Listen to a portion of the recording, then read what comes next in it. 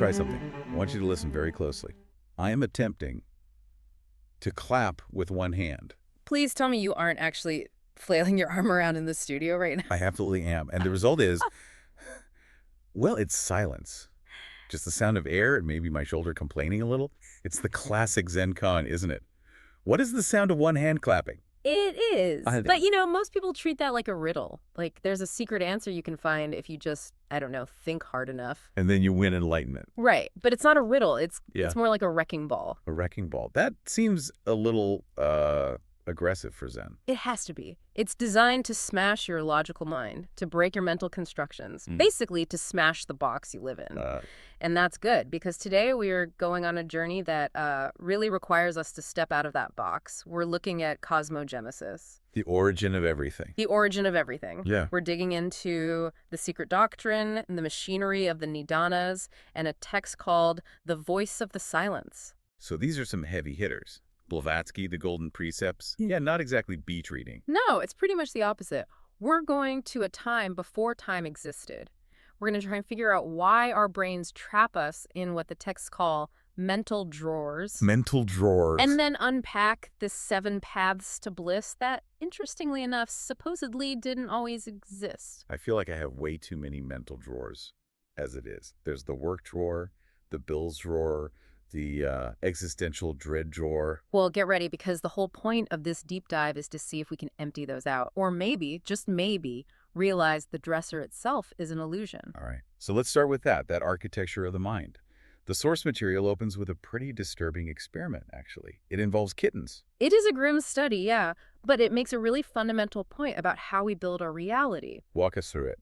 So in this experiment, kittens were raised in a controlled environment. They were completely deprived of 3D vision. Some only ever saw vertical lines. And the others? Others saw only horizontal lines. That's it.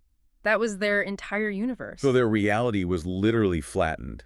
They couldn't perceive the other dimension at all. Not at all. And the really tragic part is what happened when they were let out into a normal 3D world. What happened? Because their brains never built the neural pathways for that other dimension. They just couldn't navigate. They'd fall over. They couldn't stand up correctly. Wow, because their internal model of reality, their structure, it just couldn't support them. Exactly. Their brains had built a box that was incomplete, and they were trapped inside it. Now the source argues we are doing the exact same thing, just, psychologically. Hold on, though. I mean, we're not kittens in a box. I can see the world just fine, can't I? I see the table, the mic. I'm not filtering out half of reality. Are you sure? The text suggests that from the moment we're born, we're desperate to structure the chaos around us. A newborn doesn't know self from other. It's all just a blur. Which must be terrifying. Totally. So we start building scaffolding. We label mother, then father, then safe and dangerous. We're labeling things so we don't fall over. It's a survival mechanism. It is, but that's the trap. The source calls these our mental drawers. We take this infinitely complex universe and we shove it into these tiny, manageable boxes. Man, woman, boomer, Gen Z, mystic, sinner. But isn't that just efficient? If I need someone, I need a quick way to file them. Okay, you're an accountant, you go in the accountant drawer. It saves me processing power, It saves power, but the source would argue it costs you reality. When you put someone in the accountant drawer, you stop seeing the person. You see the label. And here's the kicker. What happens when someone gives you an idea that doesn't fit in any of your drawers? Like, say, a really complex idea about the non-existence of time. If I'm being honest, I usually reject it. I'll say, whoa, that's too deep for a Tuesday, and scroll on by. Or I'll make a joke about it. The source is even more direct. It says we get angry, we say, what a bore, or I don't get it, and we just push it away. We're protecting the drawer, because if the drawer breaks, we feel like those kittens. Like we're going to fall over. Exactly. So to understand cosmogenesis, we have to risk falling over. We have to step outside the drawer. Completely. And I want to take you to a state described in the texts where no drawers existed at all. No labels, no structures, nothing. And that brings us to Sloka 4 from the Secret Doctrine. It says, the 7 ways to bliss were not. The great causes of misery were not. For there was no one to produce and get ensnared by them. It just stops you in your tracks, doesn't it? The 7 ways to bliss were not. It sounds kind of bleak, like saying there was no joy. Yeah. If there are no paths to bliss, isn't that just Misery. It only sounds bleak if you think happiness is about getting something. But we have to define our terms here. This is describing pralaya. Right, Gaia, the big cosmic sleep. Exactly. I want you to imagine the universe before the clock started ticking, before the tic-tac of time, before space was even a thing, before the law or dharma was manifest. So just total nothingness. A void. Not a void, potential. Think of a seed. Inside the seed, the tree doesn't exist yet, right? The leaves aren't there, the bark isn't there. But the potential for the tree is. The potential is absolute. Pralaya is that seed state. And in that state, the text says the great causes of misery were not. Well, sure. If nobody exists, nobody can be miserable. It's like saying there's no traffic on Mars. True, but is it profound? It is when you look at how the source defines misery. This is where it gets really interesting. Misery here isn't just, physical pain or a tragedy. What is it then? It's the absence of serenity. Whoa, that's a high bar. I'm not in pain right now, but I don't know if I'd call this serenity. Think about your daily life, that constant restlessness, the little voice that wakes you up and immediately says, okay, do something. Drink coffee, check your phone, anticipate problems, replay that dumb thing you said yesterday. The loop. The hamster wheel in your head. That's it. The source calls it a constant dissatisfaction, an inquietude. Even on vacation, you're worried about whether you're relaxing hard enough. That hits a little too close to home. It's not that I'm suffering, it's that my mind is never just. Still. Yeah. There's always a next thing. And that is why pralaya was considered a state of bliss, not because everyone was having a party, but because that restlessness just didn't exist. There was no tic-tac, no anticipation, just perfect, suspended serenity. Okay, that makes sense. Pralaya is the deep sleep of the universe.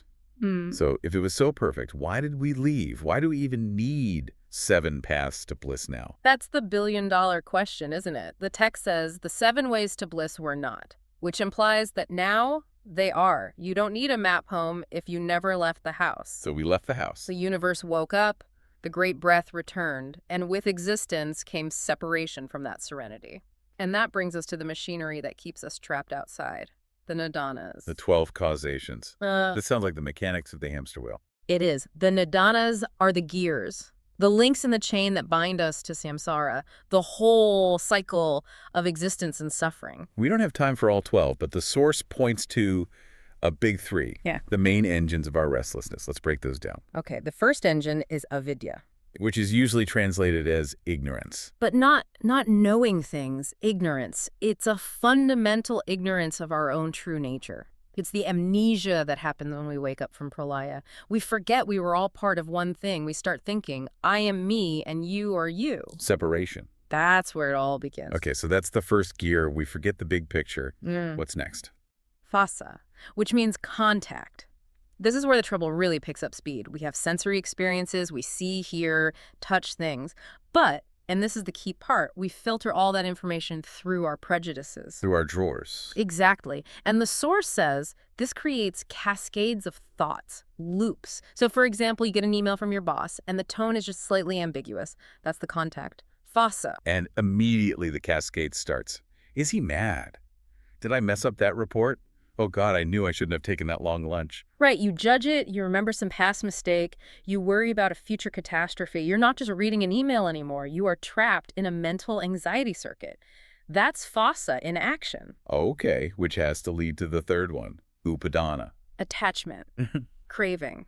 Because that anxiety feels awful, right? So we desperately grab for something to soothe it. We cling to pleasure or we cling to avoiding pain. So I eat a donut or I doom scroll social media or I just lash out at someone. And that clinging is what locks you into the cycle. You're just constantly reaching for the next thing to fix the restlessness caused by the last thing. It's a reaction to a reaction. And in pralaya, none of this was happening. None of it. The text is very clear. In pralaya, karma didn't exist. Wait, I thought karma was like universal, like gravity or something. Karma requires an action.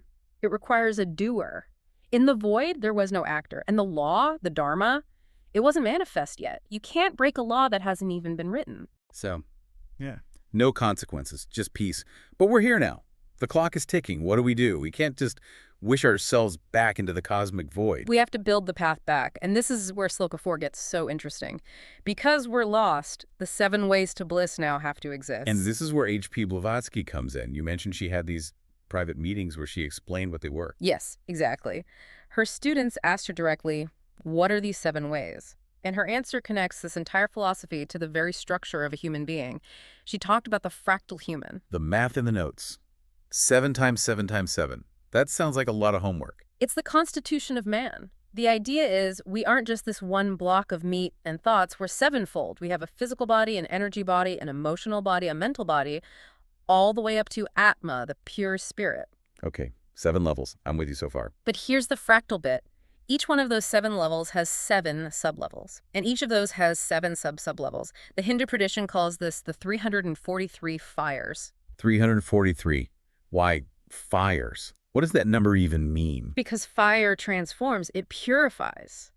The number matters because it shows that you exist on all these different octaves at the same time. Okay, so what does that mean for me trying to stop doom scrolling?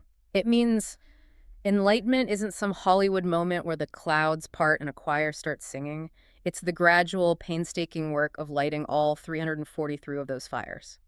You can be an intellectual genius lighting all the fires on the mental level. But be a total emotional wreck. Exactly, leaving all the emotional fires dark. You have to integrate the truth on every single level. You can't just understand compassion. You have to feel it, and you have to do it. That is daunting. But it also feels more realistic. It explains why knowing the right thing to do almost never feels like enough. So how do we light these fires? The Source gives us the 7 chordals from the voice of the silence. Yes, the Paramitas, the perfections. These are the tools, the antidotes to that restlessness we were talking about. Okay, let's run through them. Chordal number 1, charity. Charity and immortal love, yes. But think of it as the direct opposite of upadana, of attachment. Instead of grabbing and clinging, you are giving. You can't be clinging if your hands are open. Nice. Okay, what about number 2 and 3? Shaila and Kristiki. Harmony and action and patience. And Kusti is a really powerful one. It means patience. But the deeper definition is to be unshaken by pain. That's different. That's not just waiting for the bus. No. It's the ability to stand in the middle of that cascade of thoughts, the anxiety, the fear, and not react. To let the wave hit you and just remain standing. Be the eye of the hurricane. Exactly. Then you have Vairagya, indifference to pleasure and pain. This is the big one for emptying the drawers. It's realizing that our labels of good and bad are just illusions. Which sounds incredibly difficult. I guess that's why we need number 5. Virya? The dauntless energy. A diamond hard will. Because fighting the inertia of that hamster wheel is hard work. You need power. And the last 2 are the highest levels, right? Dhyana and Prajna. Meditation and wisdom. This is where you actually learn to silence the tic-tac in your own head. You merge with the absolute. You become the silence. So, we have the ladder, we climb the 343 steps, we light the fires, we reach the top, and then what? And this is the twist. This is where the Source asks, what does happiness actually look like at the end of all that? I mean, I'd assume I get my cosmic nap, I get to go back to Pralaya, eternal peace, no more emails. You would think so. That's the logical conclusion. But the text introduces a paradox that just completely flips the entire goal of spirituality on its head. A paradox. It's called the path of compassion. The Source says that the highest achievement is not entering nirvana. Wait, hold on. You do all that work. You fight through all the ignorance, master your attachments, you light 343 fires, and you don't walk through the door. You renounce it. This is the bodhisattva ideal. You get to the threshold of infinite peace, you look back and you see all of humanity is still stuck in that misery, the restlessness, the ignorance. Then you stay. You choose to stay back to help. You choose the struggle. You willingly go back to the hamster wheel. But you're not on the wheel anymore. You're not trapped. You can use the drawers, you can use language to interact with the world, but you know they're just tools. You're not a prisoner inside them. So, Pralaya, the void we started with, that was an unconscious piece. The piece of being asleep. The piece of a stone? Yeah. But this is a conscious piece. Oh. A piece you can hold inside the noise. Exactly. The goal isn't to go back to sleep. It's to wake up, see the nightmare for what it is, and choose to stay in it to help wake up everybody else. It's being the silence inside the storm. That completely changes the definition of bliss. Bliss isn't an escape. No. Bliss is the capacity to hold the suffering of the world without being destroyed by it. It's having that diamond hard will to remain for the sake of others. Wow. Okay. That's a lot. My mental drawers are definitely rattled. We went from kittens falling over to refusing heaven. It's quite an arc. But if you take one thing away from this, it should be this. That feeling of restlessness you have, that constant urge to do something. Yeah. That's the opposite of bliss. And the cure isn't a better vacation. It's those 7 portals: patience, harmony, detachment. Practical faculties, not magic, just work. I want to leave the listener with a final thought then. You said the highest path is choosing to stay in the struggle. I did. And it raises a really provocative question, I think. We spend our lives trying to escape stress, escape pain. We think if we just get enough money or enough quiet, we'll finally be happy. Right. But if the highest spiritual ideal is to remain here to help, does that mean true bliss isn't found by escaping the world at all, but by diving deeper into it, just with a completely different mindset? Is the sound of one hand clapping maybe the sound of a helping hand? I like that. I like that a lot. I'm going to be thinking about that all day. And I'm going to try and watch my own mental drawers today, see what I try to shove things into. A worthy experiment. Just try not to get angry when things don't fit. No promises. Thank you for guiding us through the void and back again. And thanks to everyone listening to this deep dive. Keep those drawers open. Until next time. See ya.